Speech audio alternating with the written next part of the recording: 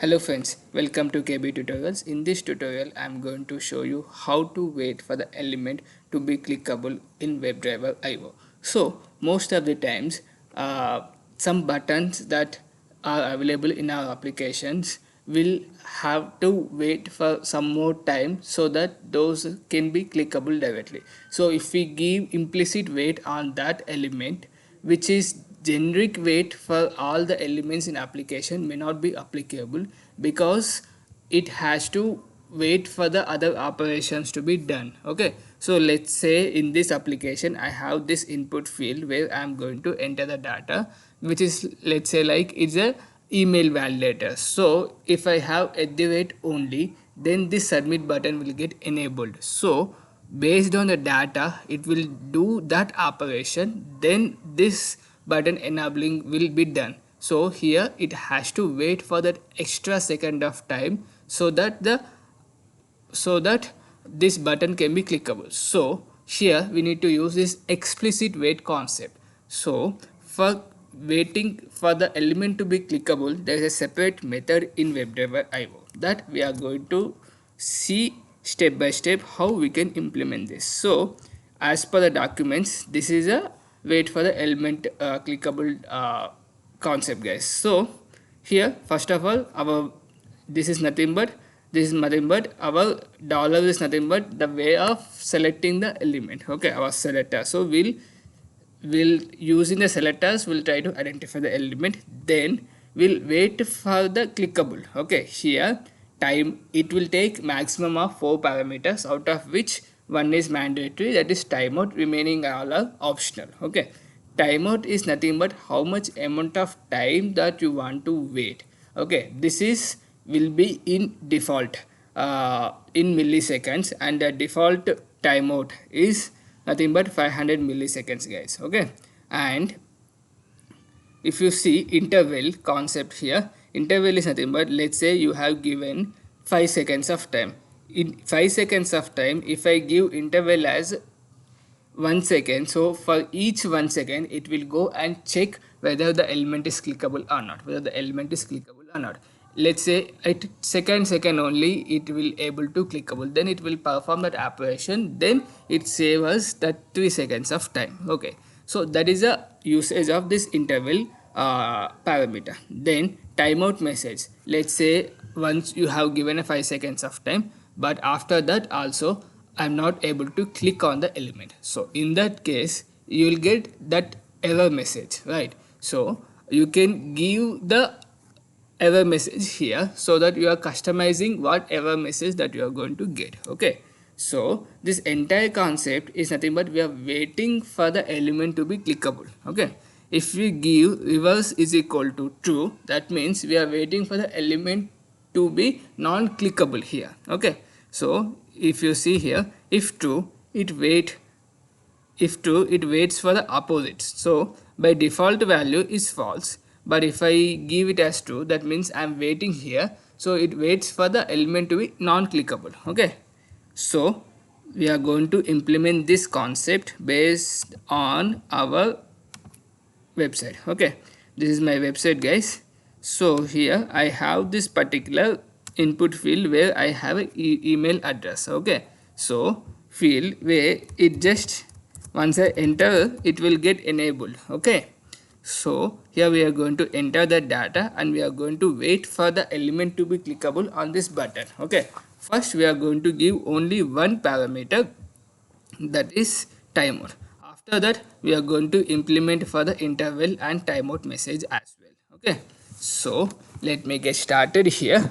I have taken one spec here, actually I have already implemented, so for our understanding what I'll do is I'll try to remove this part. Okay, now if you see here my spec file is having these three things, so I'm using the describe here and I am using the it method here, and I am navigating to this particular URL and I'm maximizing my screen. Okay, now what you need to do, you need to enter the data here. So let's identify this element first.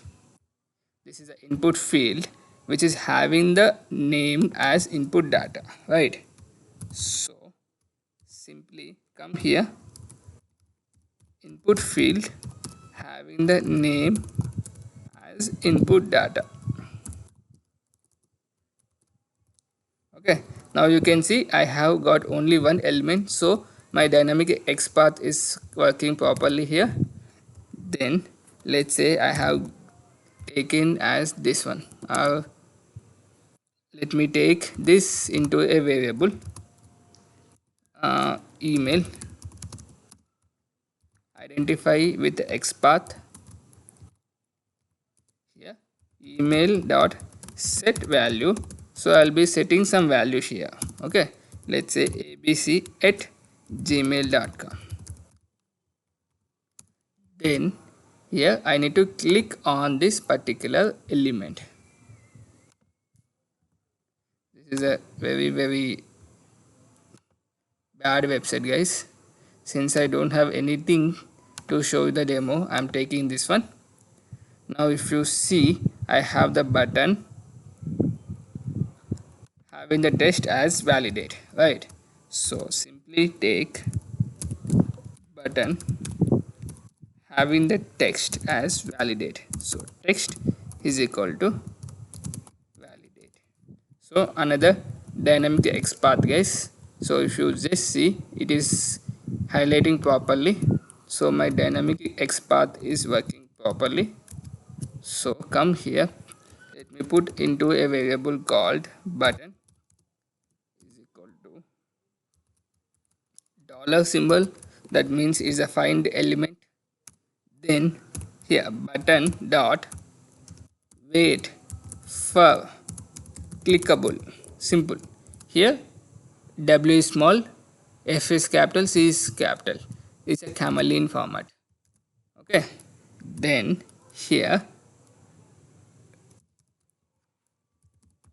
timeout is equal to, let's say I am giving 5 seconds of time. Okay, then I am clicking on the element, that means I am clicking on the button. But this application is a very third party application, guys, so sometimes it clicks, sometimes it won't. For just for the reference purpose, I'll just give one more button click. I have tried this, that's why out of my experience I'm using this, but in your application you don't need to perform that thing. Okay, now let me run this. I'm waiting for the 10 seconds of time so that we'll come to know whether the action that we are performing is working properly or not. Okay, now you can see it started loading the application. It should maximize now, should enter some data. Now you can see it clicked on it. So once it clicked on it, we got this information, right? So this is, let's say if I run this only with one click, sometimes it's not, working properly. That's why I'm giving 2 clicks over there.